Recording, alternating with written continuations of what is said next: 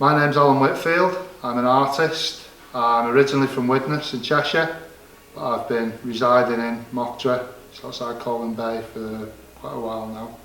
First impressions of the building. I've got quite a connection with the building, this is my 4th year doing projects here, so I'm quite at home. I've bonded with the dust and I'm looking forward to being back in the house again.